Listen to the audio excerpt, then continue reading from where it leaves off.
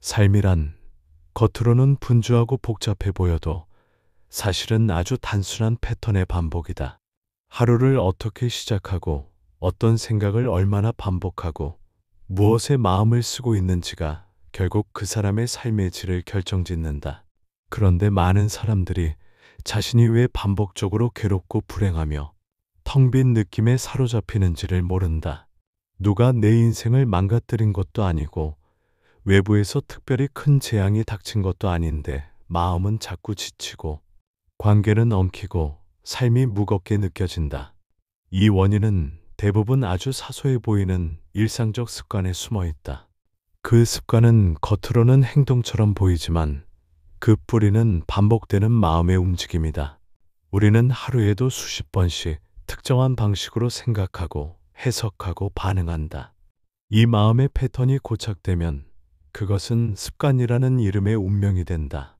불교에서는 이러한 마음의 흐름을 업이라고 부른다.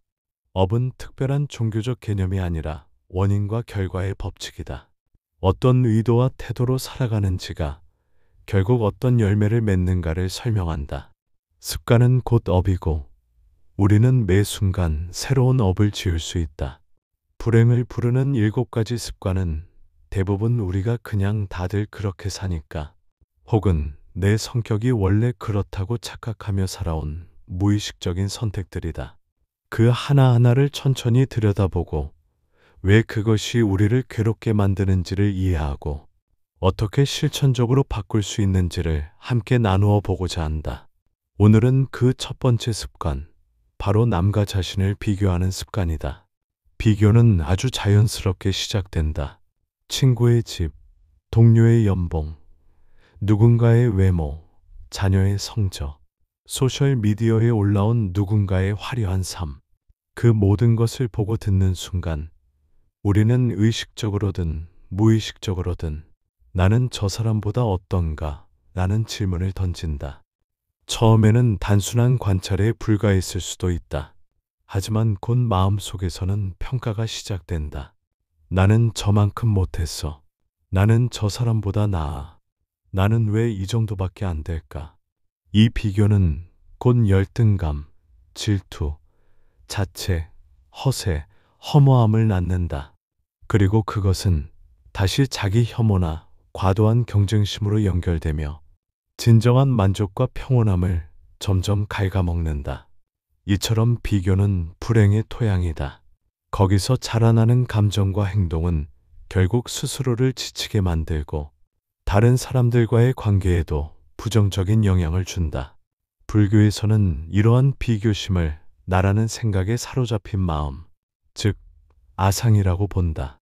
남과 나를 자꾸 가르고 높고 낮음을 따지고 나라는 존재를 고정된 틀로 묶어서 바라볼 때 우리는 이미 고통의 틀 안에 갇혀버린 것이다.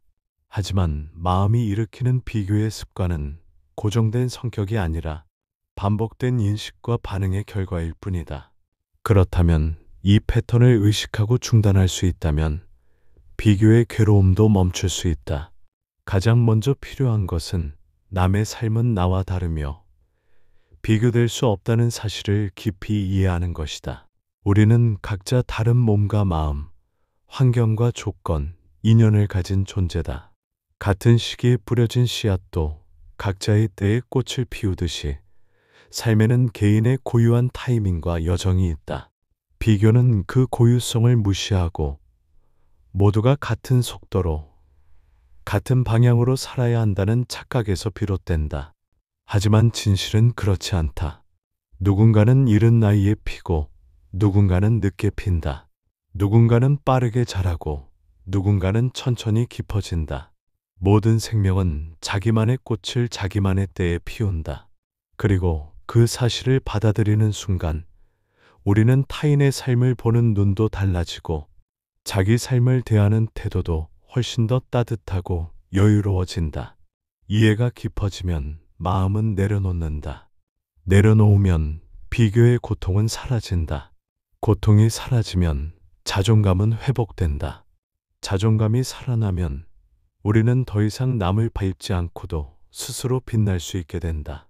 다음 회차에서는 이 비교 습관을 어떻게 실천적으로 바꾸는지, 그리고 자존감의 뿌리를 다시 세우는데 어떤 훈련이 도움이 되는지를 이어서 다룬다. 남들과 비교하는 습관을 끊기 위해서는 단순히 생각만 바꾸려고 해서는 어렵다. 비교는 자동적으로 일어나기 때문이다. 눈으로 보고, 귀로 듣고, 마음이 반응하는 것은 빠르고도 무의식적이다. 그래서 우리는 의식적으로 훈련해야 한다. 하루에 잠깐이라도 자기 내면의 중심으로 되돌아오는 시간을 갖는 것이다. 첫 번째 훈련은 감사일기 쓰기다. 단순하고 뻔해 보일 수 있지만 비교로 인해 무너진 마음을 다시 세우는데 놀라울 만큼 효과적이다. 감사라는 감정은 비교와 반대 방향을 향한다. 남에게 시선을 주는 대신 지금 이 순간 내가 이미 가진 것에 시선을 주는 것이다. 매일 밤 잠들기 전 하루 동안 감사했던 일을 3가지 적어보는 것으로 시작해 본다. 작은 것이면 충분하다. 예를 들면 따뜻한 햇살을 느꼈다. 아무 탈 없이 하루를 마쳤다. 마음 편한 사람과 통화를 했다. 이렇게 사소해 보이는 순간들을 의식적으로 떠올리는 연습이 쌓이면 마음은 점차 비교보다 만족에 익숙해진다. 두 번째 훈련은 비교하고 있는 자신을 알아차리는 것이다. 마음 챙김의 핵심은 의식하지 못하고 흘러가던 마음의 흐름을 순간적으로 멈추어 바라보는 데 있다. 누군가의 이야기를 듣고 괜히 기분이 가라앉았다면 그저 이렇게 말해보자. 아, 지금 나는 비교하고 있구나. 그 한마디만으로도 마음은 자동적인 반응에서 깨어나기 시작한다. 비교를 멈춘다는 건 생각을 억누르는 게 아니라 그 생각이 지나가는 것을 알아차리고 놓아주는 것이다. 그저 흐르게 두는 것. 나를 비난하지도 말고 억지로 좋은 감정을 끌어내지도 말고 있는 그대로 알아차리고 흘려보내는 연습이다. 세 번째 훈련은 나만의 기준을 세우는 것이다. 비교의 습관은 결국 외부 기준에 의존하는 마음에서 비롯된다. 남들이 정한 성공, 행복, 삶의 모습에 맞춰 나를 평가하는 것이다. 하지만 진짜 자존감은 나만의 기준을 알고 거기에 따라 사는 데서 생겨난다. 하루를 마칠 때 스스로에게 물어보는 것이다. 오늘 나는 진심을 다했는가? 누구에게 상처 주지 않았는가? 스스로와의 약속을 지켰는가? 이런 질문은 나를 외부의 평가에서 벗어나게 하고 내 삶의 주인이 누구인지 다시 일깨워준다. 비교하는 습관을 바꾸기 위해 꼭 거창한 변화가 필요한 건 아니다. 매일 아주 작고 단순한 훈련을 반복하는 것으로 충분하다. 그러다 보면 남들의 삶이 더 이상 위협처럼 느껴지지 않는다. 오히려 그들도 자기 나름의 고통과 싸우고 있다는 것을 알게 된다. 비교하던 시선이 이제는 이해와 연민의 시선으로 바뀐다. 그리고 무엇보다 중요한 건 나 자신의 흐름을 인정하는 것이다. 누구보다 느릴 수도 있고 늦게 피어날 수도 있고 멀리 돌아갈 수도 있다.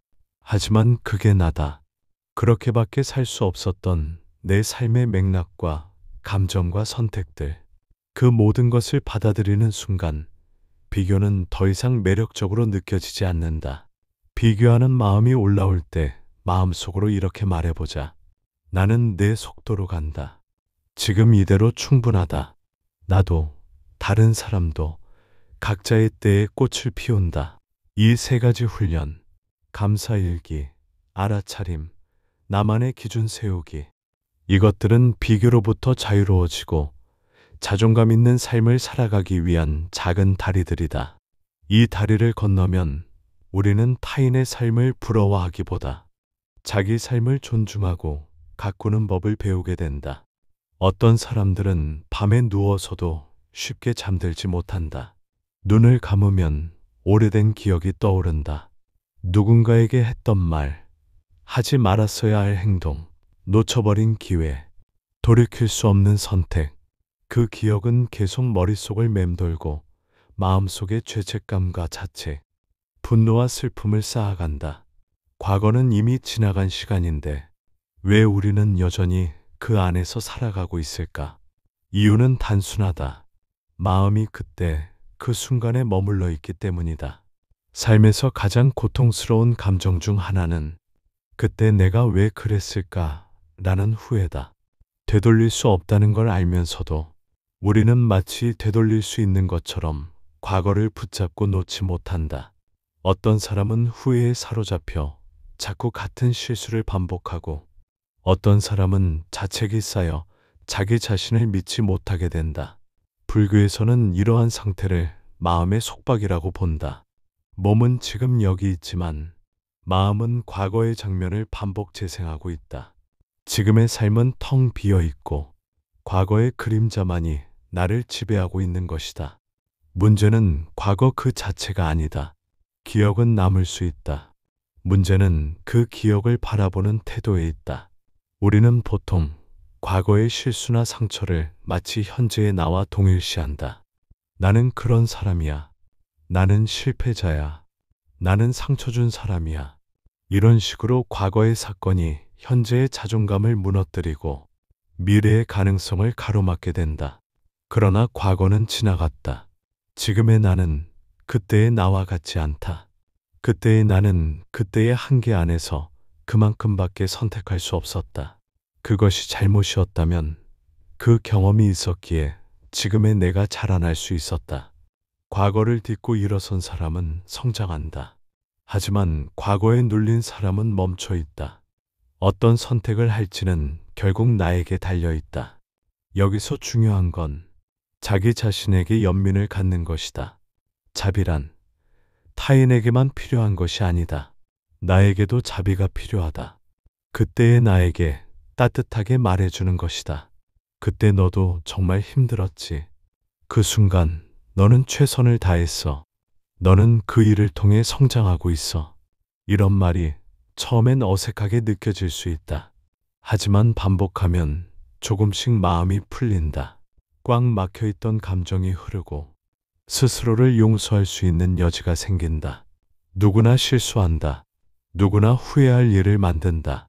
완벽하지 않은 것이 인간이고 그 불완전함을 이해하고 품는 것이야말로 진짜 치유의 시작이다. 우리는 과거를 지워야 하는 것이 아니라 그 기억과 새로운 관계를 맺어야 한다. 예전에는 괴로운 장면이었지만 지금은 배움의 흔적이 될 수 있다. 상처였던 말이 성숙을 위한 발판이 될 수 있다. 이런 전환은 단순히 머릿속에서 일어나는 게 아니다. 몸과 감정을 함께 다루는 과정이 필요하다. 그래서 다음 회차에서는 실제로 과거의 상처를 치유하고 후회를 내려놓기 위한 구체적인 실천 방법을 함께 다룬다. 그중 하나는 과거의 나에게 직접 말을 걸어보는 연습이다. 과거의 기억을 완전히 지우는 것은 불가능하다. 기억은 뇌에 새겨져 있고 특정 상황이나 말, 장소, 표정 하나만으로도 쉽게 되살아난다. 그래서 우리는 기억을 없애려 하기보다 그 기억을 바라보는 방식 자체를 바꾸어야 한다. 우리를 괴롭히는 것은 과거 그 자체가 아니라 그 기억을 통해 자신을 계속 비난하고 있다는 점이다. 후회는 때때로 필요하다. 그것이 잘못된 선택을 되짚고 더 나은 길을 찾게 해주기 때문이다. 하지만 계속해서 스스로를 찌르는 방향으로만 작동한다면 그 후회는 더 이상 도움이 아니라 해가 된다. 가장 먼저 추천하는 실천법은 과거의 나에게 편지 쓰기다. 혼자 있는 시간, 조용한 곳에서 눈을 감고 그때의 자신을 마음속에 떠올려 본다. 무언가를 잘못한 순간이든 너무 아팠던 순간이든 그때의 내가 어떤 표정이었고 어떤 마음이었는지 떠올려 본다. 그리고 그 사람에게 지금의 내가 말을 건네는 것이다. 예를 들면 이런 식이다. 그때의 나야, 오랜만이야. 너는 그 상황 속에서 정말 힘들었지. 지금 생각해보면 너는 그 나름의 이유와 두려움 속에서 최선을 다하고 있었던 것 같아. 많이 지치고 외로웠을 거야. 그래도 포기하지 않고 버텨줘서 고마워. 이 편지를 쓰는 동안 눈물이 날 수도 있고 감정이 복받칠 수도 있다. 괜찮다.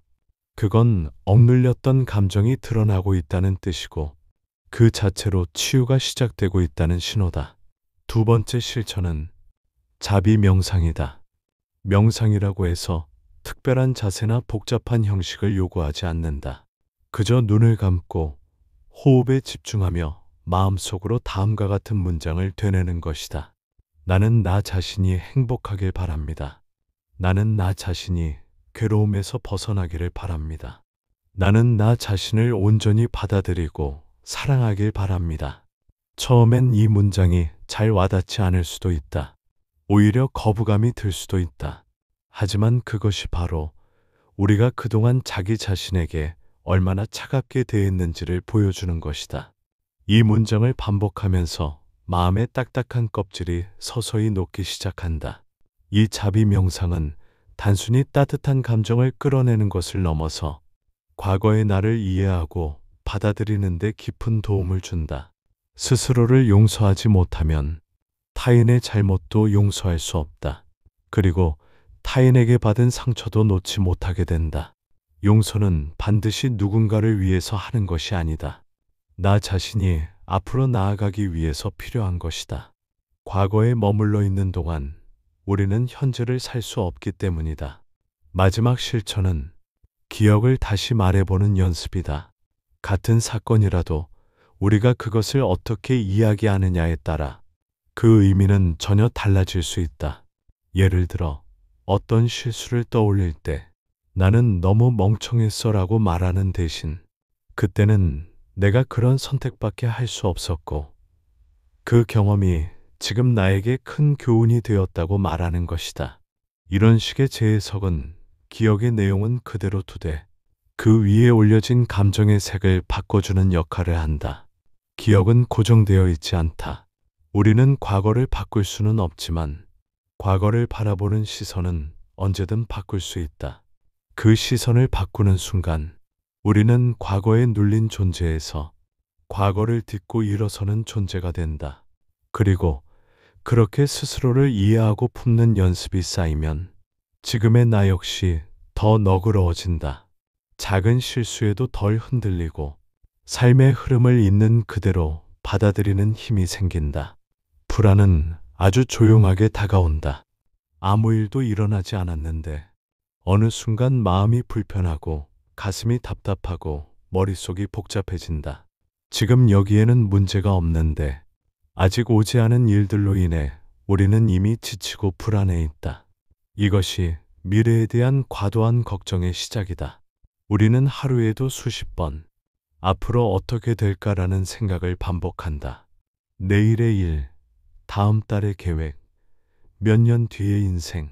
그 생각은 멈출 줄 모르고 흘러가고 불확실한 내일을 상상하는 것만으로도 우리는 현재를 놓치게 된다. 그런데 불안은 대부분 실제 현실에서 오지 않는다. 불안은 마음이 만들어낸 시나리오다. 그리고 그 시나리오는 대부분 일어나지 않는다. 하지만 뇌는 그 상상을 실제처럼 받아들인다. 그래서 아무 일도 일어나지 않았는데도 스트레스 반응이 나타나고 마음은 점점 소진되어 간다. 불교에서는 이런 마음을 망상이라고 한다. 일어나지 않은 일에 마음을 빼앗기는 상태. 그 망상이 계속되면 현재는 사라지고 과거와 미래의 환영 속에서만 살아가게 된다. 미래에 대한 계획은 필요하다. 하지만 걱정은 필요하지 않다. 계획은 준비를 위한 것이고 걱정은 통제할 수 없는 것을 붙잡으려는 마음에서 나온다. 그 걱정을 줄이기 위해 가장 먼저 할 수 있는 일은 지금 이 순간으로 돌아오는 것이다. 우리는 늘 지금 이 순간 안에 있지만 마음은 그 순간에 머물지 못한다. 그래서 의식적으로 지금을 느끼는 연습이 필요하다. 가장 간단한 방법은 호흡을 느끼는 것이다.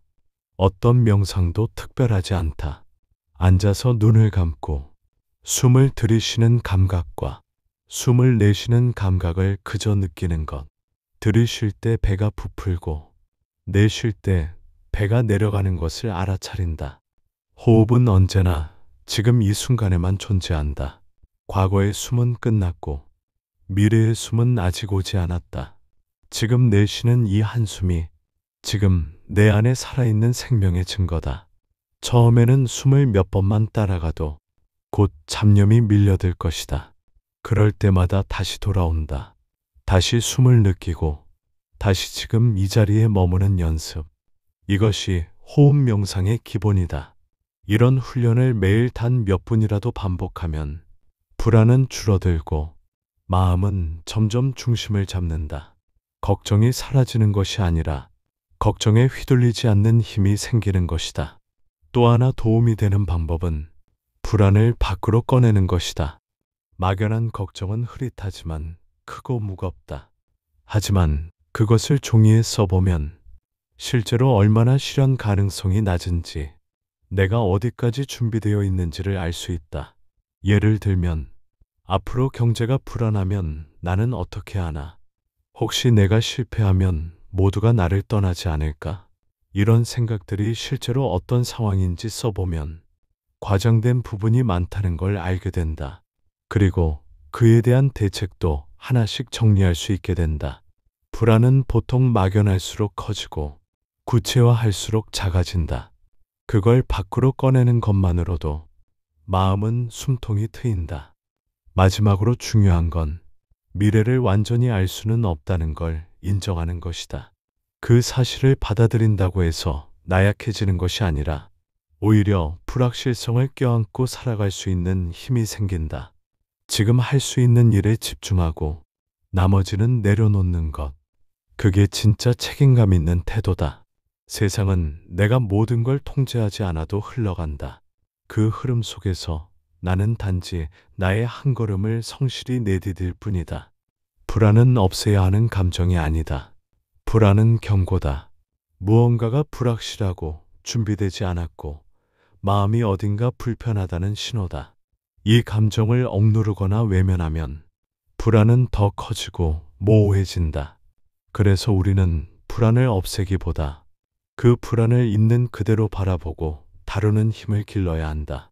불교에서는 마음을 다루는 기본 훈련으로 호흡 수행을 제시한다. 호흡은 언제나 지금 여기에서 일어나며 그 흐름에 집중하는 것만으로도 마음은 미래가 아니라 현재의 닻을 내릴 수 있게 된다. 호흡 수행은 단순하지만 강력하다. 지금 이 자리에서 당장 시작할 수 있고 훈련을 통해 마음의 힘이 자라나는 걸 직접 체험할 수 있다. 호흡 수행은 세 가지 단계로 나누어 실천할 수 있다. 첫 번째는 호흡을 알아차리는 것이다. 그저 들이쉬고 내쉬는 숨을 느끼는 것이다. 어떤 특별한 기술도 필요 없다. 다만 지금 이 순간 내가 숨쉬고 있다는 사실을 의식하는 것. 숨을 들이쉴 때 들이쉬고 있다는 것을 안다. 숨을 내쉴 때 내쉬고 있다는 것을 안다. 이 단순한 의식만으로도 마음은 미래의 걱정에서 현재로 돌아오기 시작한다. 생각은 계속 떠오르겠지만 그럴 때마다 숨으로 돌아온다. 계속 흘러나가는 생각에 휘말리지 않고 다시 숨을 바라보는 연습이다. 두 번째는 호흡을 깊고 고르게 만드는 것이다. 숨이 짧고 가빠지면 마음도 조급하고 불안해진다. 반대로 숨이 길고 부드러우면 마음도 자연스럽게 안정된다. 들이쉬는 숨을 조금 더 깊게 가져가고 내쉬는 숨을 조금 더 길게 흘려보낸다. 억지로 조절하지 않고 자연스럽게 길어진다.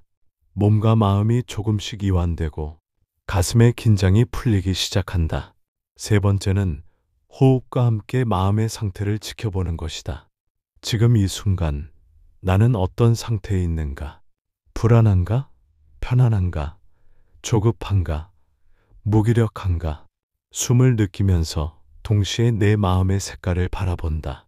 이 단계는 자신을 있는 그대로 받아들이는 훈련이다. 지금 내가 어떤 상태든 그걸 부정하거나 바꾸려 하지 않고 그저 알아차리고 머무는 것이다. 이 세 가지 단계, 숨을 알아차리고 숨을 부드럽게 만들고 숨과 함께 마음을 지켜보는 훈련. 이것이 호흡 수행의 기본이자 핵심이다. 이 수행은 언제 어디서든 가능하다. 출근길 지하철 안에서도, 잠들기 전 침대 위에서도, 누군가를 기다리는 카페 안에서도 단 1분이라도 숨을 바라보는 시간은 그 자체로 마음의 힘을 길러주는 시간이다. 이런 시간이 쌓이면 불안한 일이 닥쳐도 예전처럼 흔들리지 않는다. 내가 불안을 다룰 수 있다는 자신감이 생기고 미래가 아직 오지 않았다는 사실을 믿게 된다.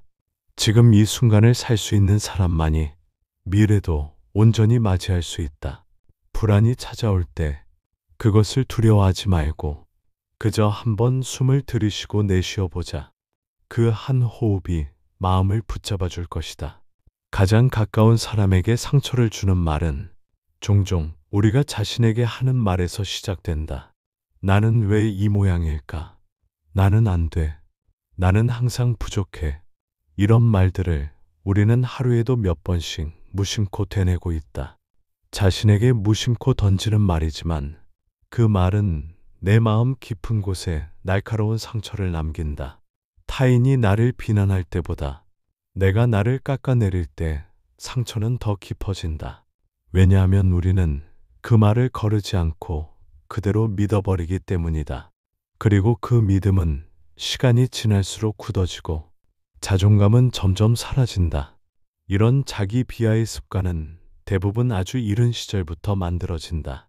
어린 시절의 비교, 비난, 무시, 조롱, 그 기억들이 마음속에 뿌리를 내리고 스스로를 바라보는 기준이 된다. 그 기준은 언제나 높고 나는 항상 거기에 미치지 못한다. 불교에서는 이것을 무명이라고 말한다. 자기 본성을 보지 못하고 외부의 평가에 자신을 맞추려 할 때 우리는 고통의 굴레에 빠진다. 그렇다면 이 자기 비하의 목소리에서 벗어나기 위해선 어떤 훈련이 필요할까? 첫 번째는 자기 말의 패턴을 알아차리는 것이다. 하루 동안 내가 나에게 어떤 말을 자주 하는지 관찰해보자. 어떤 상황에서 나는 안 되라고 말하고 있는지, 또 실수했어라는 말이 얼마나 자주 나오는지. 이런 말은 무의식적으로 흘러나오지만 그것을 의식하는 순간 그 말은 더 이상 힘을 갖지 못한다. 말을 바꾸기 전에 먼저 해야 할 일은 그 말을 인식하는 것이다. 그 인식이 습관을 바꾸는 첫걸음이다. 두 번째는 자기 자비 문장을 매일 반복하는 연습이다. 눈을 감고 조용한 곳에서 마음속으로 다음 문장을 천천히 되뇌어 본다. 나는 부족하지만 괜찮다. 나는 지금 이 순간 최선을 다하고 있다. 나는 내 실수로부터 배우고 있다. 나는 나 자신에게 따뜻해질 자격이 있다. 이 문장들은 처음에는 잘 와닿지 않을 수 있다. 오히려 거부감이 들 수도 있다. 하지만 그것은 지금까지 내가 나를 얼마나 차갑게 대했는지를 보여주는 것이다. 이 문장을 매일 반복하면서 내면의 목소리는 조금씩 바뀌기 시작한다. 비판의 언어 대신 이해와 수용의 언어가 자리 잡기 시작한다. 세 번째는 작은 성공을 스스로 인정하는 습관을 기르는 것이다. 우리는 타인의 칭찬에는 예민하지만 자신을 인정하는 데는 인색하다. 아무리 많은 것을 해도 이 정도는 당연하지라고 넘겨버린다. 하지만 인정받지 못한 노력은 마음속에 쌓이고 결국 자기 비하로 돌아오게 된다. 오늘 하루 잘 해낸 작은 일을 스스로 칭찬해보자. 오늘은 참는데 성공했어. 오늘은 집중을 잘했어. 오늘은 나를 잘 돌보았어. 이런 말이 자존감을 다시 세우는 기둥이 된다. 불교에서는 자비를 수행의 핵심이라 말한다. 자비는 다른 사람에게만 향하는 게 아니다. 가장 먼저 나에게 향해야 한다. 나에게 연민을 갖고 나의 부족함을 받아들이고 나를 있는 그대로 바라보는 것. 그것이 자기 자비이고 그 자비가 나를 치유하고 다른 사람을 이해할 수 있는 바탕이 된다. 우리는 완벽해지기 위해 살아가는 것이 아니라 있는 그대로의 나를 이해하고 그 마음으로 세상을 대하기 위해 살아간다. 그 이해가 깊어질수록 자신에 대한 신뢰도 커진다. 그리고 그 신뢰는 비교도, 비난도, 불안도 이겨낼 수 있는 내면의 힘이 된다. 화를 내고 난 뒤에 가장 많이 드는 감정은 후회다. 그 순간에는 이성이 사라지고 말이 거칠어지고 표정이 굳는다.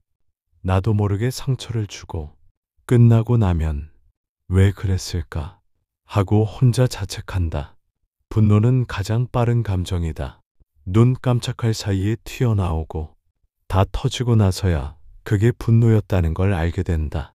그리고 대부분의 분노는 진짜 문제보다 그동안 쌓여있던 감정의 찌꺼기에서 비롯된다.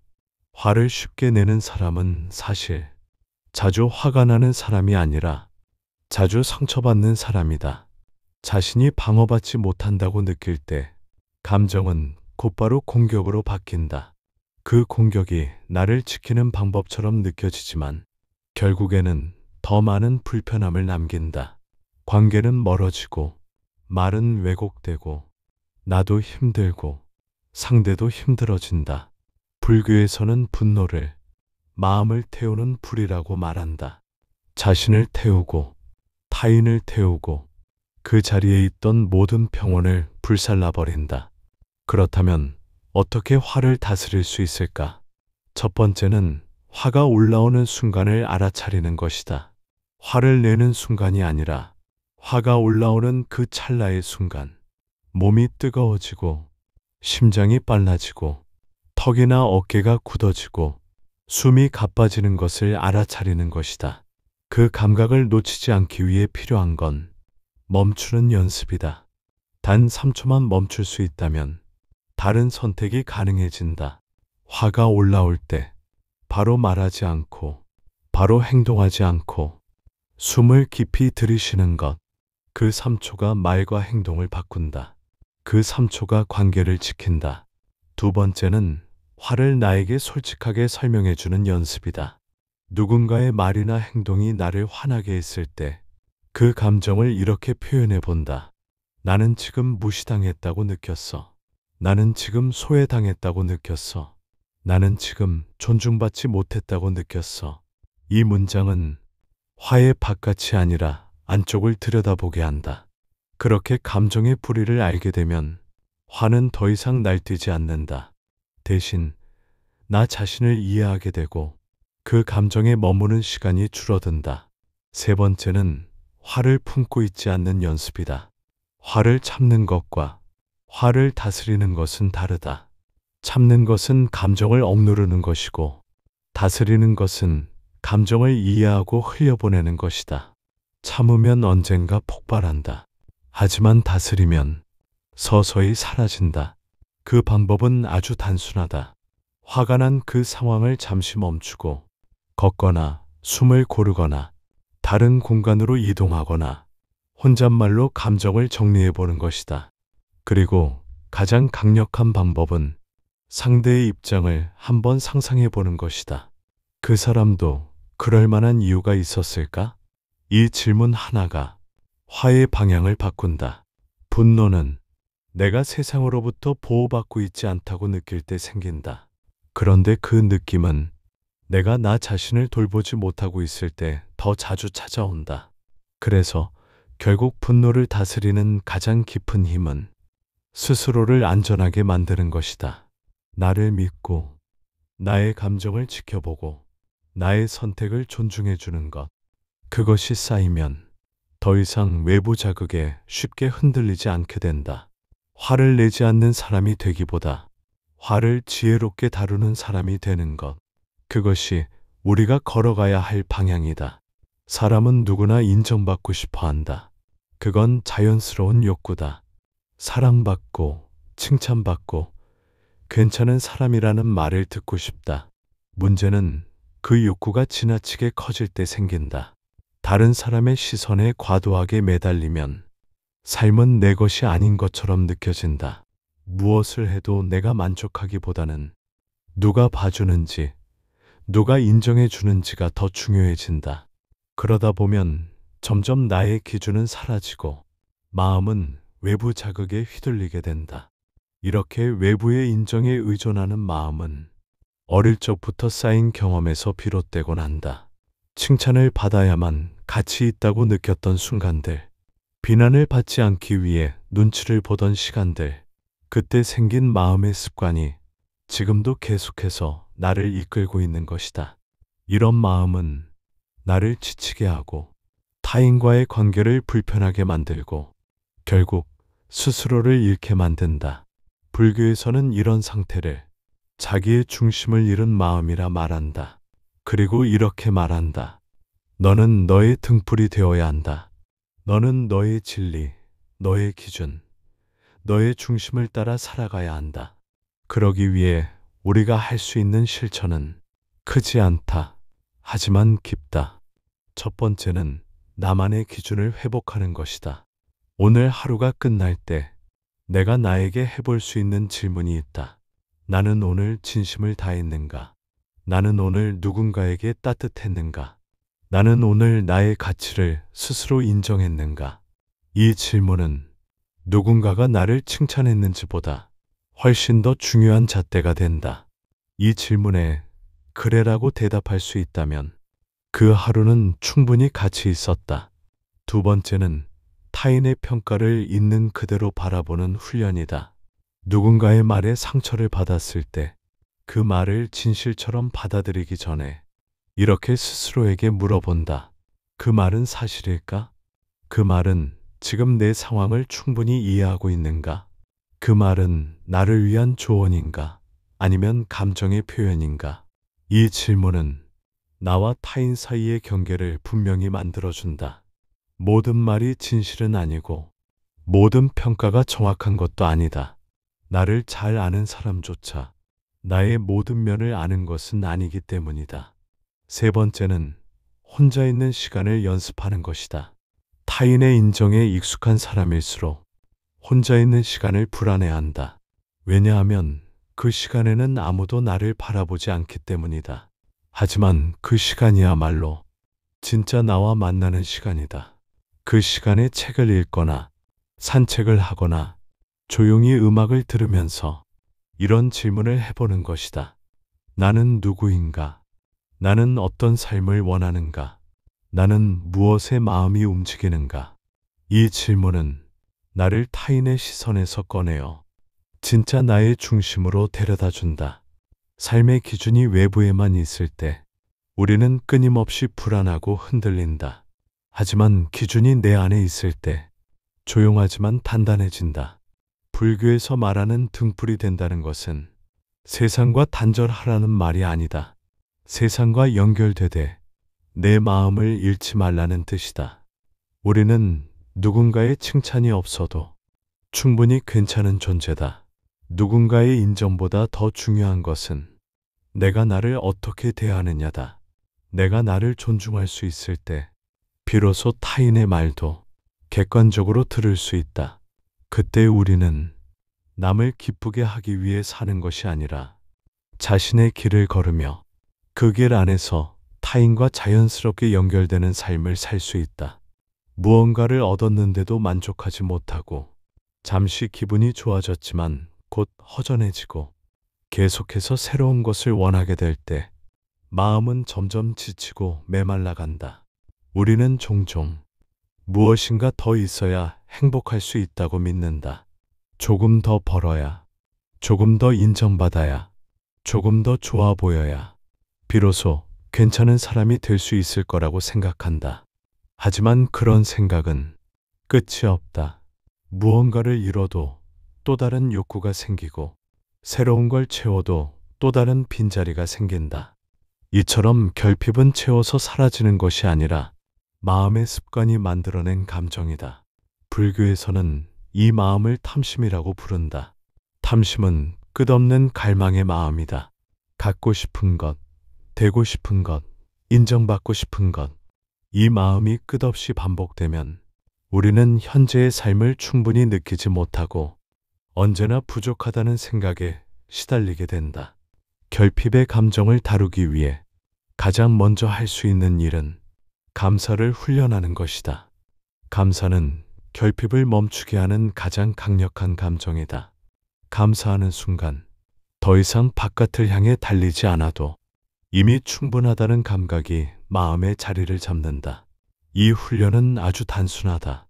매일 밤 잠들기 전 감사한 일 3가지를 떠올려 보는 것이다. 그날의 날씨가 좋았다는 것, 따뜻한 밥을 먹을 수 있었다는 것, 누군가의 말에 마음이 위로받았다는 것. 작고 사소해 보이지만 이런 기억들이 쌓이면 부족함보다 충분함을 바라보는 눈이 생긴다.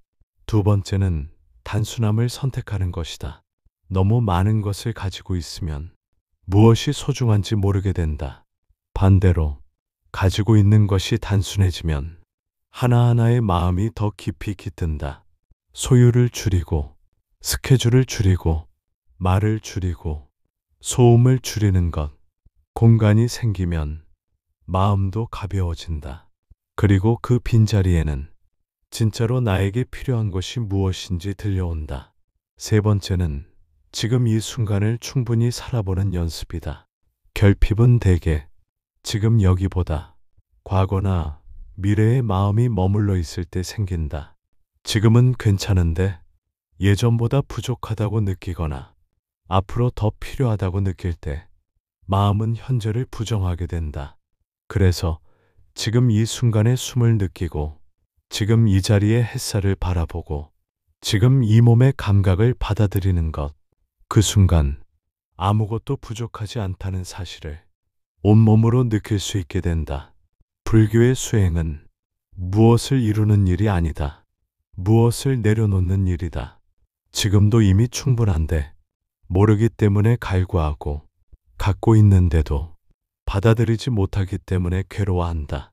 그래서 삶의 마지막 연습은 받아들이는 것, 있는 그대로를 받아들이고 나를 있는 그대로 인정하며 이 순간을 충만하게 살아가는 것.